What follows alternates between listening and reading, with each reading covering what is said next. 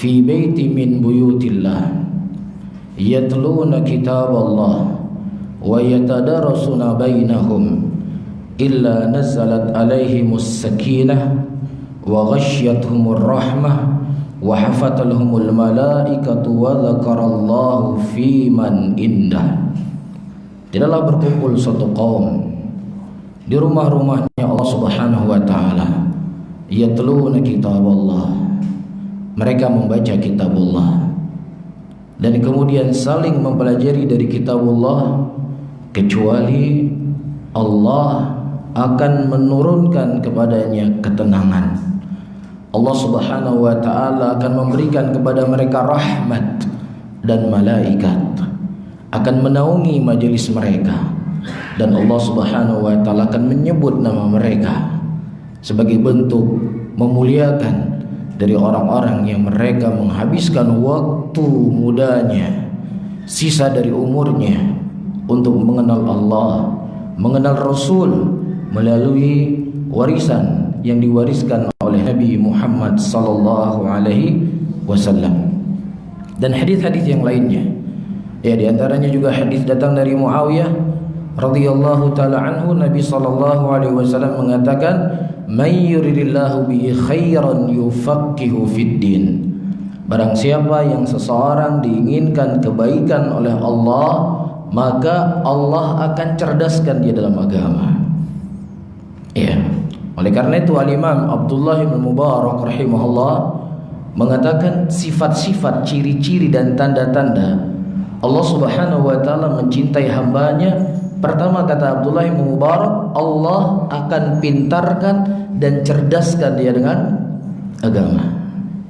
Sehingga kedudukan orang-orang yang memiliki ilmu dengan orang-orang yang tidak memiliki ilmu ini kedudukan yang jauh sekali berbeda. Allah Subhanahu wa taala mengatakan dalam Al-Qur'anul Karim, "Yarfa'illahu alladhina amanu minkum walladzina utul ilma darajat." Allah Subhanahu wa taala mengangkat kedudukan orang-orang yang beriman dan mengangkat kedudukan orang-orang yang memiliki ilmu dengan beberapa derajat. Dalam ayat yang lain Allah mengatakan, "Qul hal yastawil ladzi ya'lamun wal ladzi la ya'lamun?" Apakah sama antara orang yang mengetahui dan orang yang tidak mengetahui? Di dalam ilmu balaghah dikenal yang namanya istifham al-inkari, pertanyaan yang tidak membutuhkan jawaban. Hal yastawil ladzi ya'lamun wal ladzi la ya'lamun? Butuh jawaban di sini? Tidak dibutuhkan. Apakah sama antara orang yang mereka memiliki ilmu dengan yang tidak memiliki ilmu? Jangankan manusia, anjing yang najis liurnya, ketika anjing tersebut muallam, diajarkan untuk berburu, ya, kemudian anjing tersebut memangsa hewan buruan, itu boleh untuk dimakan. Khusus anjing yang muallam, anjing yang diajarkan. Jelas di sini. Namun para ulama mengatakan al-ilmul ghayah, al-ilmu wasilah, al-amalul ghayah. Ilmu itu cuma jalan saja. Inti dari ilmu itu apa? Amal. Inti dari ilmu apa? Amal. Faham di sini? Kita sudah membahas tentang hukum sekitar pernikahan dan ini sudah di akhir. Masalah ijab dan qabul sudah kita jelaskan. Masalah perwalian sudah kita jelaskan. Masalah mahar sudah kita jelaskan. Iya, wanita-wanita yang disunahkan untuk dipilih dalam pernikahan juga sudah kita jelaskan. Ini bab akhir, bab tentang wali mahan. Yang ingin saya tanyakan, ilmu itu apa? Wasilah. Al-amal ghayah. Kira-kira dari semenjak kita membahas kitabun nikah, sudah berapa orang yang mengamalkannya? Sudah berapa lama kita bahas tentang masalah nikah? Sudah hampir 3 bulan. Ada? Dalam waktu 3 bulan ini ada yang sudah mengamalkan?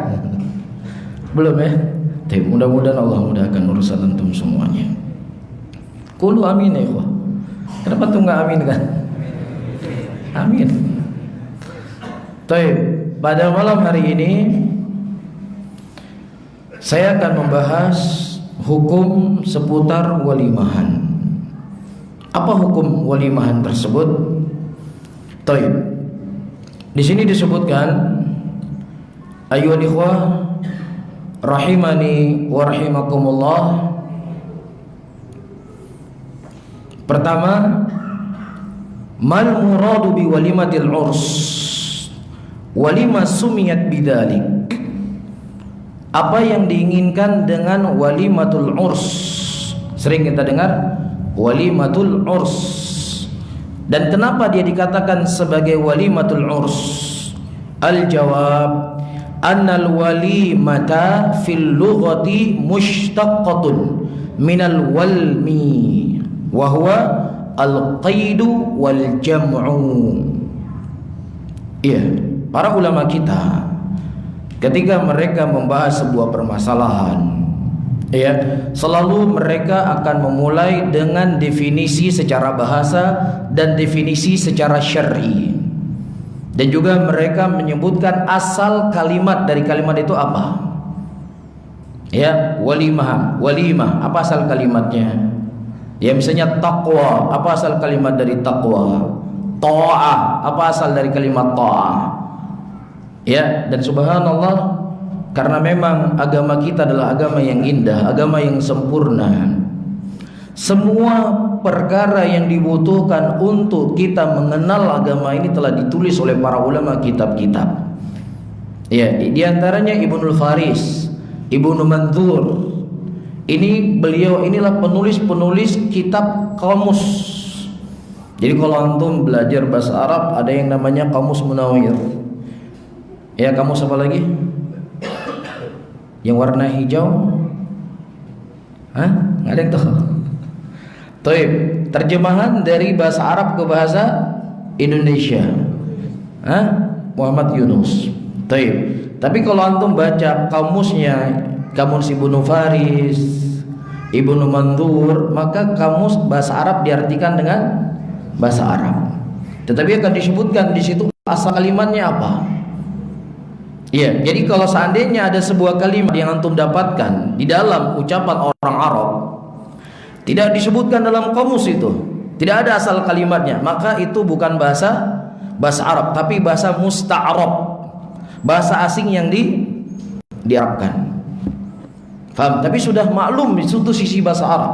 Contoh al-ustadzu. Apa artinya ustad? Hah? Apa artinya ustad? Ustad, ya. Nah, kalau antum melihat kamus, kembali kepada kamus-kamus terdahulu, Ibnu Faris, Ibnu Mandzur, tidak ada susunan kalimat asal bahasa Arab antara hamzah, sin, ta dan dha. Faham?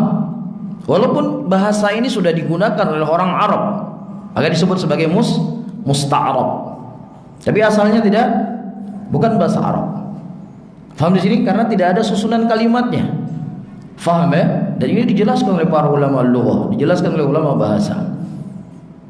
Taib. Dan subhanallah, ayyuhal ikhwah rahimani wa rahimakumullah, ya, di antara hal yang terpenting di dalam seseorang menuntut ilmu, di dalam seorang belajar agama, dia harus mengerti bahasa Arab. Itu syarat. Antum silakan baca kitab usul fikihnya ulama. Syarat seseorang itu dikatakan sebagai alim, sebagai seorang penuntut ilmu, harus bisa berbahasa Arab. Kenapa? Bahasa Arab, bahasa Quran bahasa Arab, hadis bahasa Arab. Terkadang kekeliruan sebagian orang, dia fahami Al-Quran yang itu diturunkan dengan bahasa Arab dengan bahasa yang dia fahami. Contoh, Allah Subhanahu wa taala mengatakan al-qatlu asyaddu minal al-fitnatu asyaddu minal qatl. Fitnah itu lebih dahsyat daripada membunuh. Awas ya, kamu jangan fitnah saya. Fitnah itu lebih besar dari membunuh loh, ya. Salah nggak ini? Salah. Karena fitnah dalam bahasa Arab itu artinya apa? Asyirku. Asyirku. Jadi tidak bisa kemudian kita artikan dengan bahasa fitnah yang kita pahami dengan bahasa kita. Ini keliru.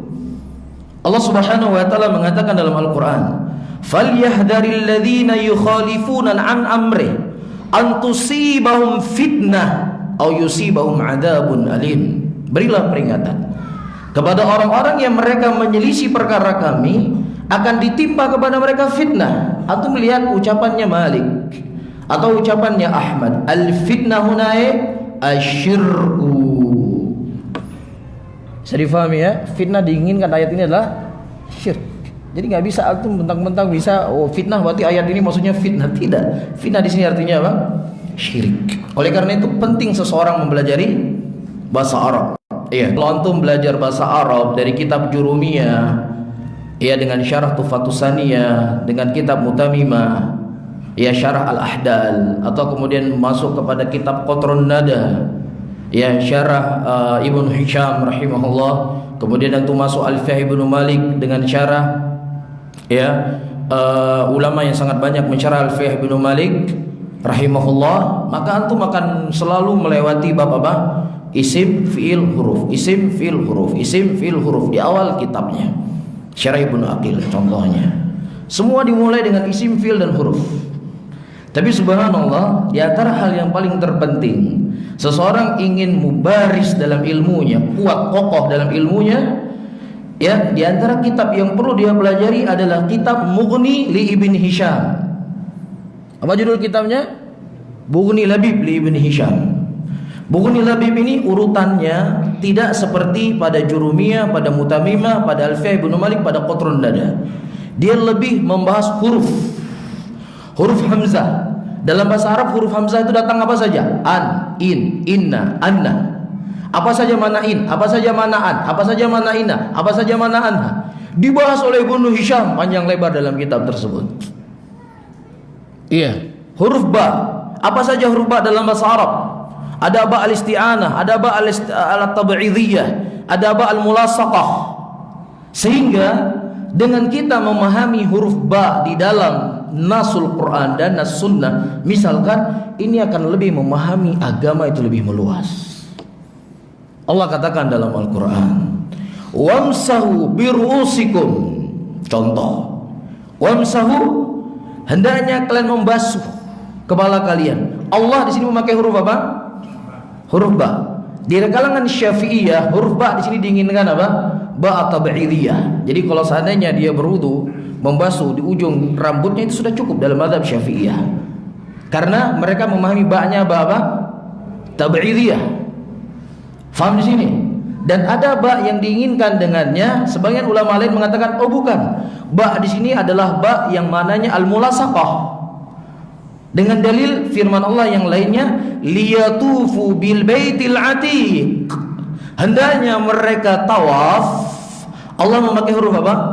Bil baitil atiq. Dia hendaknya tawaf di Ka'bah. Nah, orang ketika dia tawaf dimulai dari Hajar Aswad, kemudian dia berhenti di Rukun Yamani, sah nggak tawafnya? Sah nggak? Nggak sah. Tawaf itu harus seluruh Ka'bah harus dia kelilingi. Dimulai dari Hajar Aswad, berakhir kemana? Hajar Aswad. Nah, ini contohnya. Nah, ketika kita mempelajari bahasa, bahasa dalam bahasa Arab ada mana ba tabi'idiyah, mulasaqah, ada ba al-isti'anah, bismillahirrahmanirrahim. Apa huruf ba dalam bismillah ini? Al-isti'anah. Maksudnya kita meminta pertolongan dengan nama Allah. Penting enggak?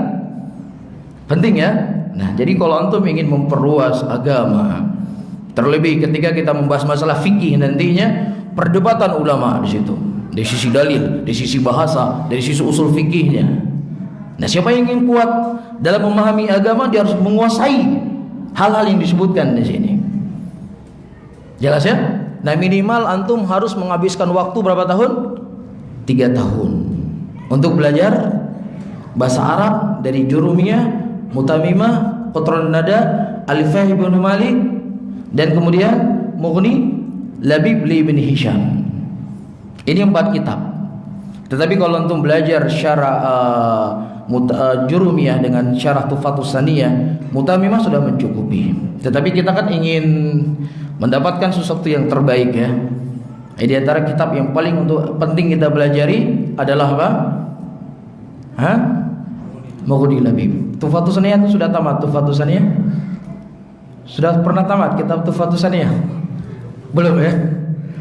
Tidak masalah, tapi untuk penyemangat. Penyemangat dan juga untuk dikenal oleh saudara-saudara kita muslimin. Kalau kita tuh belajar bahasa Arab. Iya, kita belajar dulu. Kita belajar kitab itu dari dasarnya. Jurumiyah, Mutamimah, Qatrun Nada, Alfiyah Ibnu Malik. Dimaknai apa makna bahasa Arab dalam masalah ini? Baik, kita kembali kepada pembahasan kita tadi. Iya, al-ibrah dari menuntut ilmu itu apa? Amal ya. Baik. Antum sudah pegang kuncinya, pegang kuat-kuat kuncinya. Ya, semoga Allah mudahkan. Baik. Kemudian disebutkan annal walima fil lughatil mushtaqatun minal walmi. Jadi kalimat walimah itu berasal dari pecahan kalimat al-walmi. Apa itu artinya? Al-qayyid wal jam'. Artinya apa? Mengikat. Al-jam' berkumpul. Jadi kenapa disebut sebagai walimah? Disebut dikenal dengan bahasa walimah li'anna zawjain yajtami'ani. Dikarenakan laki-laki dan perempuan berpasang-pasangan, dia berkumpul menjadi sebuah pasangan yang sah, disebut sebagai suami istri.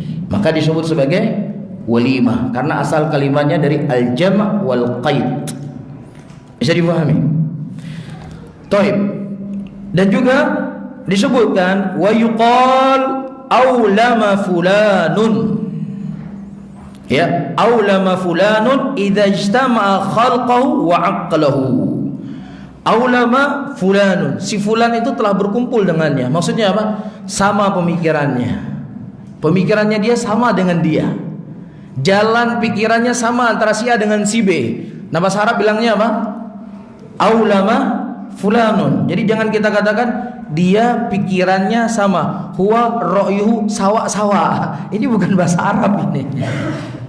Ini bahasa Aceh, bahasa Indonesia yang diarabkan. Huwa akluhu sawa-sawa. Dia akalnya sawa-sawa. Apa artinya sawa-sawa? Sama-sama. Antum bicara sama orang Arab, huwa akluhu sawa-sawa loh. Apa awalu sawa-sawa? Nggak paham dia. Jadi orang Arab ketika ingin mengucapkan si fulan akalnya sama dengan si fulan, dia katakan aulama fulanun. Aulama fulanun. Ya, jadi malu-malu kucing, hayun-hayun kitun. Malu-malu kucing. Enggak paham orang Arab apa itu hayu-hayu kitun. Bisa difahami ya? Jadi bahasa Arab itu dengan sebuah kalimat ditambah huruf saja dia sudah berbeda. Dakhala artinya masuk, adkhala memasukkan. Tambah huruf saja satu.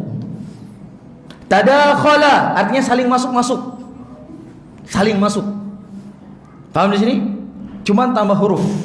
Maka dikenal nanti dalam ilmu sharaf ada wazan fa'ala, ada wazan af'ala, ada wazan tafa'ala.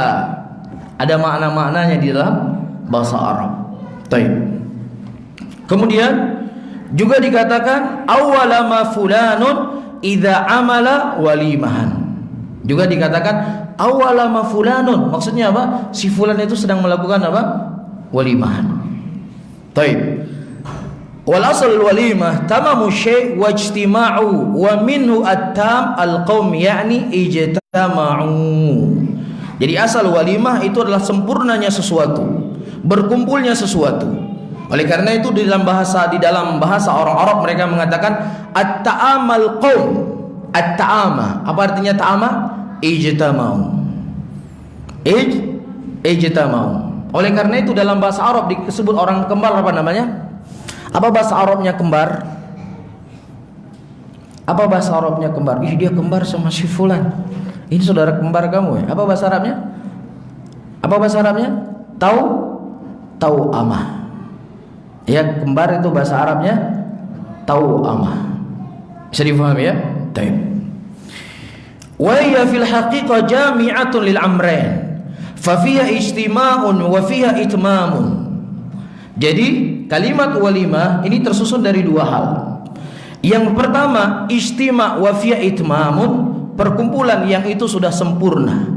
Perkumpulan dan kesempurnaan. Paham di sini? Jadi ketika disebut walimah, maka di situ artinya adalah sempurna dan juga sudah apa? Sudah berkumpul. Orang ketika ingin menikah ya. Kapan dia walimahannya? Ya, saya undang kamu kepada walimahan saya hari Minggu ini. Oh ya, akadnya kapan? Akadnya minggu depan. Betul atau enggak? Salah. Kamu akad dulu baru walimahan. Karena yang namanya walimah itu berkumpulnya laki-laki dan perempuan ketika sudah sempurna. Maksudnya syarat-syarat nikahnya sudah sempurna. Ya, jadi jangan nikahnya minggu depan, akadnya minggu depan, walimahnya hari ini. Salah itu. Baik. Kemudian ayyuhal hadirun wal hadirat yang dirahmati oleh Allah, kalau kita melihat dari bahasa Arab, kalimat walimah terkadang memang dikhususkan untuk acara kenduri pernikahan. Iya, walaupun dalam lisan-lisan orang terkadang mereka juga mengatakan walimatul khitan, acara kenduri khitanan juga disebut sebagai walimah. Namun orang-orang Arab di sana juga mereka mengenal bahasa-bahasa di sisi mereka. Misalnya mereka mengatakan acara an-nazalah. Boleh buat acara syukuran. Jadi nggak masalah, antum ini sudah sidang ya, sidang. Akhir dari ujian apa? Akhir dari di kampus apa? Sidang, wisuda. Antum aja orang untuk makan-makan karena antum sudah wisuda. Boleh atau enggak? Boleh, bentuk syukur. Tidak ada masalah. Iya. Dan begitu juga dikenal dalam bahasa mereka al-wakiratu. Apa wakirah? Adalah makanan yang digunakan untuk mengundang orang yang datang ke rumahnya di hari pindahnya ke rumah baru. Ya, jadi bisa dikenal dengan an-nazalah, bisa dikenal dengan apa?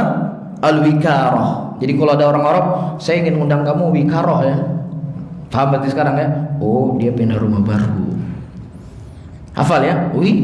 Wikarah. Ingat saja qurrah. Apa artinya qurrah?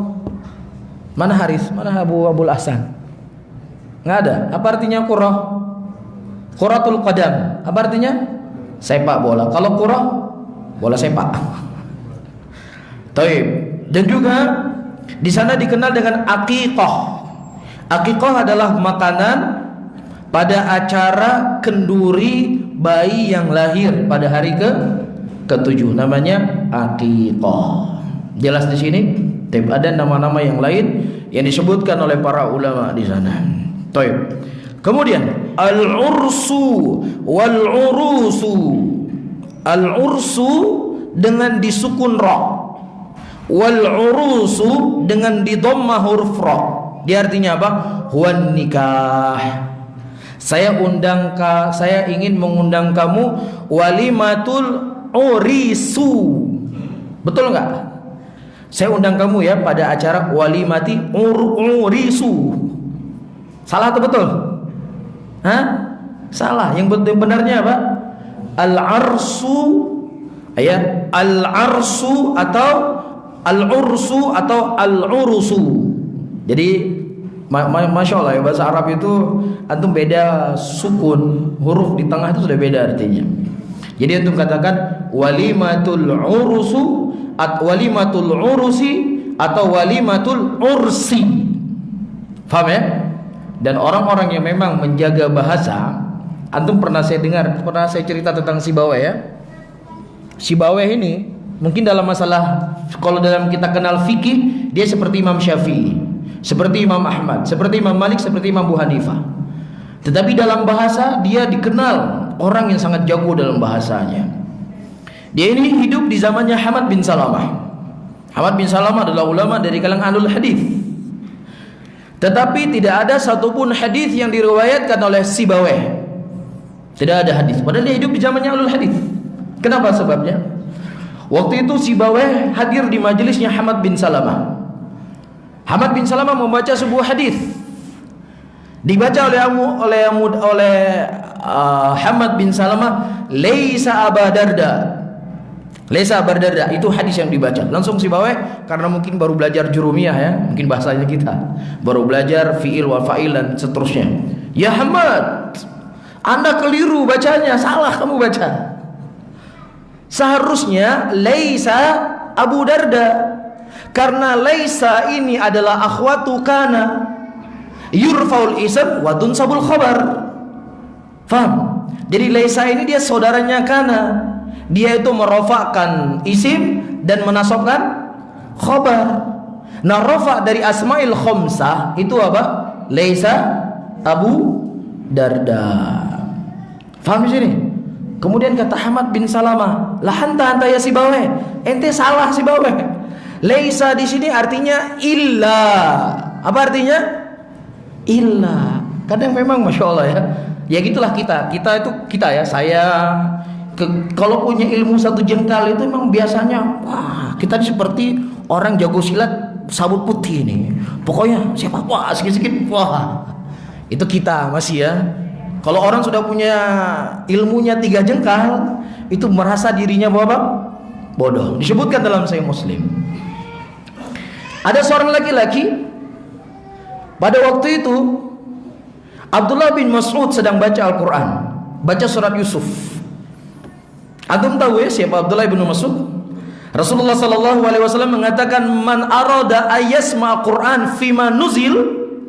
Kalau seandainya engkau ingin mendengarkan Al-Quran sebagaimana turunnya, maka dengarkanlah bacaan Abdullah bin Mas'ud. Kemudian laki-laki ini berkata, wallahi ya Ibnu Mas'ud, demi Allah ya Ibnu Mas'ud, ente gak membaca Quran seperti bagaimana diturunkan. Ajib ya. Ini protes dia. Wallahi Ibnu Mas'ud, saya gak pernah ente membaca Al-Quran lain daripada yang diturunkan. Kemudian kata Ibnu Mas'ud, saya membaca surat Yusuf di hadapan Nabi SAW. Rasulullah mengatakan, ahsanta, kamu telah benar. Kemudian Abdullah bin Mas'ud mencium bau khamar dari mulutnya. Disebutkan dalam Sahih Muslim. Jadi laki-laki diprotes, Ibnu Mas'ud sedang baca Quran. Ibnu Mas'ud ini sahabat Rasul, orang sudah direkomendasi oleh Nabi Muhammad. Para sahabat tahu kemuliaannya tentang Quran. Tiba-tiba diprotes. Wallahi, ya bukan demikian diturunkannya surat Yusuf, tapi mulutnya bau khamar. Ajaib wal gharaib ayyuhal ikhwah rahimani wa rahimakumullah. Rahimahullah man ya'rif qadar nafsihi. Allah merahmati orang yang tahu kadar diri. Kita semua ya, saya dan kita semua ini kan masih kayak mantri kampung, bisanya cuma nyunatin orang. Jadi jangan kita di posisi mana? Dokter spesialis, bahaya nanti kita bisa merusak orang. Bisa difahami ya? Jadi kalau ilmu kita 1 jengkal ya sudah, 1 jengkal, jangan sok punya ilmu 3 jengkal. Akhirnya laki-laki yang protes Ibnu Mas'ud ini dicambuk oleh Ibnu Mas'ud karena minum khamar. Protes Ibnu Mas'ud. Hasbunallah wa ni'mal wakil. Baik. Kemudian sudah azan belum? Saya qadarullah baru pulang safar ini. Tapi enggak ada masalah ya. Kita lanjut. Baik, kita akan membahas masalah yang kedua. Ma hukmul walimatul urusi aw ursi? Ay hal yajib san'at ta'am indar zifaf am anna dzalika ala sabil istihbab? Apa hukumnya walimahan? Apa itu walimahan? Kenduri urung kawin. Nah, itu bahasanya kita lah lebih mudahnya. Ya, kenduri urung kawin. Hukum kenduri urung kawin. Apakah hukumnya wajib atau hukumnya apa? Sunnah. Ya, ini terjadi khilaf di kalangan para ulama Islam. Iya. Disebutkan di sini anna jumhural ulama alla anna al-walimatal ursi mustahabbatun wa dalilu ala dhalika sunnati Rasul sallallahu alaihi wasallam al-qauliyah wal fi'liyah. Jumhur ulama mereka mengatakan bahwasannya kenduri urung mengkawin hukumnya apa? Sunnah, bukan wajib. Jumhur ini ya, pendapat yang pertama. Dalilnya adalah sunnah Rasulullah sallallahu alaihi wasallam, kaulnya beliau dan perbuatannya beliau. Ya, dan ini ayyuhal ikhwah rahimani wa rahimakumullah yang sudah menjadi ciri khas pengikut Rasulullah. Setiap segala sesuatu yang kita bahas itu harus punya apa? pijakannya dalil Al-Quran dan Sunnah. Harus punya. Nggak bisa kita, oh nyo menurut lo nyo. Nggak bisa menurut saya, menurut kamu. Ya, dengan apa? Dengan dalil. Ya, sampai-sampai disebutkan oleh para ulama, kalau seandainya di sana atau kalau seandainya engkau bersin, kalau memang ada hadis Nabi SAW yang menjelaskan kepadamu bagaimana cara bersinnya Rasul, engkau ikuti. Iya, sampai-sampai kata Abu Darda radhiyallahu taala anhu, "Ma min ta'irin." Tidak ada dari seekor burung pun yang mengepak-ngepak sayapnya di atas udara illa 'allamana nabiyuna sallallahu alaihi wasallam, kecuali Rasulullah telah mengajarkan kepada kami. Iya, urusan cebok, tahu cebok ya? Rae. Cuci kotoran. Itu datang hadis dari Nabi sallallahu alaihi wasallam menjelaskan kepada kita. Buang dahak. Iya, Rasulullah memerintahkan orang yang buang dahak itu ditanam dahaknya. Datang hadisnya kepada kita. Bagaimana jalan Nabi Muhammad sallallahu alaihi wasallam, langkah beliau ternukilkan kepada kita. Ketika Hajjatul Wada ditanya kaifa kana isiru Nabi sallallahu alaihi wasallam, bagaimana Rasulullah itu berjalan pada waktu itu? Kemudian kata sahabat, Rasulullah sallallahu alaihi wasallam berjalan tidak cepat dan tidak lambat. Kalau seandainya tempatnya kosong, lapang, beliau jalan dengan cepat. Masya Allah, jalan Nabi dinukilkan kepada kita. Apalagi perkara-perkara yang besar, nggak mungkin nggak datang dari Nabi kita, nggak mungkin, pasti akan datang kepada kita. Ya, ternukilkan dari ulama-ulama dari zaman Rasulullah, sahabatnya, tabi'in, tabi'ut tabi'in, ya, kepada Imam Syafi'i, kepada Imam Malik, kepada Imam Ahmad, kepada Imam Bukhari dan seterusnya. Bisa difahami ya? Jadi segala sesuatu kita berusaha untuk menjadikan pegangan itu apa? Dalil. Pasti akan ada dalil. Ya, sesuatu yang terkadang di pikiran kita nggak ada dalilnya dalam Al-Quran dan Sunnah. Ada. Ya, kadang kita ya kurang upgrade dengan ilmu. Betul, upgrade bahasanya. Atau update. Nah, update. Ya, jangan HP saja yang diupdate. Ya, ini HP keluar, HP iPhone 8, beli iPhone 8. Besok iPhone X, beli iPhone X. Besok apa lagi? Masya Allah, update terus. Tapi dalam masalah ilmu, dari dulu semenjak belajar, kitabnya cuma itu saja, nggak naik-naik kelas. Salah ini, keliru. Harus apa? Harus update. Kita HP ya jadi update, apalagi ilmu harus terus belajar. Ya, sehingga kita akan menjadi orang yang tidak kaku dan juga tidak bermudah-mudahan, ingin selalu berusaha berjalan di atas jalan tengah. Baik. Kemudian adapun dari sunnah, Nabi SAW berkata kepada Abdurrahman bin Auf, hina akhbaru annahu tazawwad, ketika dikhabarkan beliau sudah menikah, awalim walau bisya, ya, walimahlah walaupun hanya dengan seekor kambing. Dan mereka mengatakan perintah ini menunjukkan apa? Istihbab. Ya, ini dalilnya, dan di sana banyak dalil-dalil yang lain akan kita baca pada pertemuan yang akan datang. Dan kemudian kita akan menyebutkan dalil-dalil ulama yang mewajibkan. Ya, dan kita akan menyebutkan di antara mazhab yang mana yang mengatakan wajib dan mazhab yang mana yang mengatakan hukumnya apa? Sunnah. Dan lagi-lagi saya katakan, ketika kita belajar fikih para ulama antara wajib ataukah sunnah, bukan berarti untuk ditinggalkan. Sunnah itu dianjurkan untuk dilakukan. Jadi nggak mesti, nanti akan kita bahas, nggak mesti walimahnya harus koh kameng tabo, harus koh lumo, nggak mesti. Rasulullah SAW pernah buat walimahan, kata sahabat nggak ada roti dan nggak ada daging, karena memang orang Arab makannya roti dengan daging, nggak ada apa-apa, cuman sekedarnya minum pada waktu kurma dan air putih. Walimahan Nabi SAW. Jadi terkadang para syabab ini bukan nikah, mikirnya ini walimahan harus koh lumo tabo. Ya, belum lagi A, belum lagi B, belum lagi C, belum lagi D. Sulit nggak? Mikir satu kerbau saja sudah, waduh. Ya, tapi kalau subhanallah kalau ikut sunnah Rasulullah, ya kalau memang mampunya cuman beli aqua, beli kue atau duduk di kubra, ayo 20 orang saya undang kubra waliman saya misalnya, sudah selesai. Nah, kalau mampu memang bisa beli kerbau 10 kerbau, silakan beli. Tapi jangan sampai menunggu kerbaunya 10, enggak. Nah, ini jadi masalah. Bisa difahami ya? Jadi dipermudah. Yassiru wa la tu'assiru. Permudahlah, jangan persulit.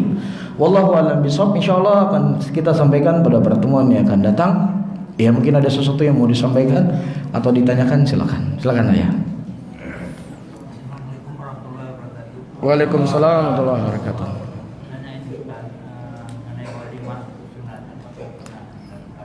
Baik, Masya Allah.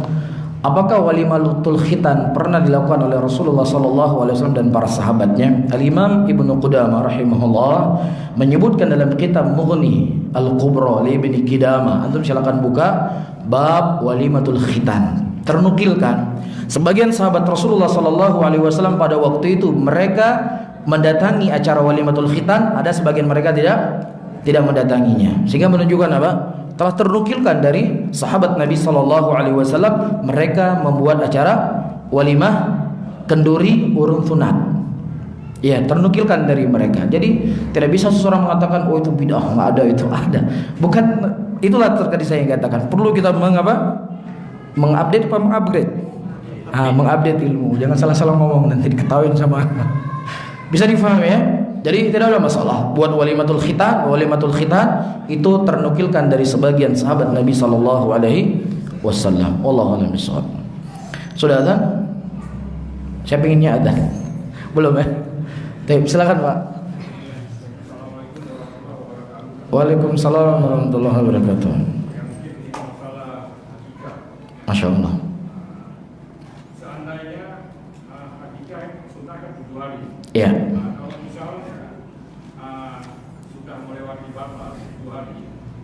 Dan persyaratan misalnya apakah harus kita potong kambing, yang laki yang perempuan. Iya. Kalau misalnya ini kan terkait dengan kemampuan negara. Iya. Nah, kalau itu juga terrealisasi, apa kira-kira? Baik, Masya Allah. Pertanyaan yang sangat bagus sekali. Nabi SAW mengatakan kullu mauludin marhunan bil'aq. Setiap bayi yang lahir itu tergadaikan dengan apa? Dengan aq. Laki-laki memotong 2 ekor kambing, perempuan 1 ekor kambing. Pada kapan dilakukan akikah? Akikah itu dilakukan pada hari ke-7. Tapi banyak terkadang dari kalangan kita yang lainnya itu Masya Allah anjir hana abuna. Tapi kalau akikah kan hana wajib pun sunnah. Tapi yang lain-lainnya kadang nggak bisa, nggak harus. Ya, A misalnya, B nggak boleh saya sebut ya. Antum paham sendiri ya. A, B harus nggak boleh anjir hana bahaya. A, B itu alahin itu dananya. Macam-macam. Tapi kalau masalah sunnah Rasulullah Sallallahu Alaihi Wasallam, kullu mauludin marhunun bil'aq. Ini kan hukum dia hanya wajib sunnah. Sunnah kan dipegali ulama fuqaha, dikerjakan mendapatkan pahala, ditinggalkan hana desya dan tinggal. Lah kalau gitu kapan kamu beramal? Nanti kalau dalam masalah makruh hana haram. Ya, jadi dekat sama yang makruh, malas berbuat sunnah. Lah kita ini hamba Allah loh ya, bukan hamba siapa-siapa. Sunnah itu adalah ibadah. Jadi bagaimana kita berusaha untuk mendekatkan diri kepada Allah Subhanahu wa ta'ala semampu yang bisa kita lakukan. Tapi kalau seandainya di mindset kita, betul mindset, nanti salah-salah saya bicara lagi. Lah mulai adanya ya kepala kita ya. Jangan sampai di kepala kita setiap dengar sunnah, oh ini hana pega dari hana desya, hana pega. Salah kalau seperti ini. Betul teorinya benar, saya nggak mengingkari secara teori. Tapi secara praktek sahabat Rasulullah Sallallahu Alaihi Wasallam ketika mereka mempelajari mendengar sesuatu dari Nabi, mereka nggak membahas ini sunnah atau wajib, kemudian kalau sunnah ditinggalkan, tidak, tetap mereka lakukan. Ketika orang-orang yang kaya pada waktu itu mensedekahkan harta mereka kepada Nabi Muhammad Sallallahu Alaihi Wasallam, yang fakir mereka nggak punya kemampuan, mereka nggak punya uang, tapi mereka menangis. Nggak ada. Kalau kita kan nyangke hikmah haji jauh nengkah dina, tapi sedekah deh. Nyangke Allah maha adil Allah. Itu kita. Tapi sahabat Rasulullah menangis di malam hari, dia berdoa, ya Allah, tidak ada sesuatu yang bisa kuberikan kepada nabimu ya Allah. Bernangis mereka karena tidak bisa mengamalkan sunnah dari sunnah Rasul sallallahu alaihi wasallam. Jadi da'bus salaf, sifat-sifat daripada salaf, apapun amalan yang dilakukan oleh Nabi, mereka berusaha untuk melakukannya, bukan untuk ditinggalkan. Baik. Kemudian dalam mazhab Syafi'iyah, ya, mereka mengatakan kalau seandainya seseorang tidak ada kemampuan pada hari ke-7, maka lipatan 7 setelahnya, 7, 14, 21, 28 dan seterusnya. Ini adalah mazhab Syafi'iyah. Iya. Nah, sebagian para ulama yang lain mengatakan itu sekapan dia punya kemampuan. Iya, karena yang namanya anak itu masih tergadaikan. Kapan dia belum diakikahkan, maka dia masih tergadaikan. Maka ini adalah tanggung jawab orang tuanya. Kapan orang tuanya punya kemampuan diakikahkan anaknya. Nah, kalau seandainya misalnya dia sudah dewasa dan kemudian dia juga sudah punya kemampuan, apakah boleh dia mengakikahkan dirinya? Teriwayatkan hadis dari Nabi sallallahu alaihi wasallam, Rasulullah mengakikahkan dirinya sendiri. Hadisnya tidak sahih dari Nabi sallallahu alaihi wasallam. Cuman masalah ini ditanya kepada Imam Ahmad, wahai Imam, apakah boleh seseorang mengakikahkan dirinya ketika dia sudah besar? Imam Ahmad mengatakan, arju la ba'sa bih. Aku berharap tidak masalah untuk seseorang mengakikahkan dirinya ketika orang tuanya dulu belum pernah akikah. Coba tanya, mak, apa kalian akikah long jamin? Nah, kalau belum, tidak ada masalah. Ini fatwa dari Imam Ahmad rahimahullahu ta'ala. Tapi mungkin ini yang bisa saya sampaikan karena sudah adzan. Mudah-mudahan bermanfaat bagi saya sendiri dan juga buat bapak-bapak dan ibu-ibu. Dan kalau seandainya ada sesuatu yang kurang pantas saya ucapkan, saya mohon maaf. Tapi saya akhiri, Allahumma salli ala Muhammadin wa ala alihi wa ashabihi wa man tabi'um bi ihsanin ila yaumiddin. Wassalamualaikum warahmatullahi wabarakatuh.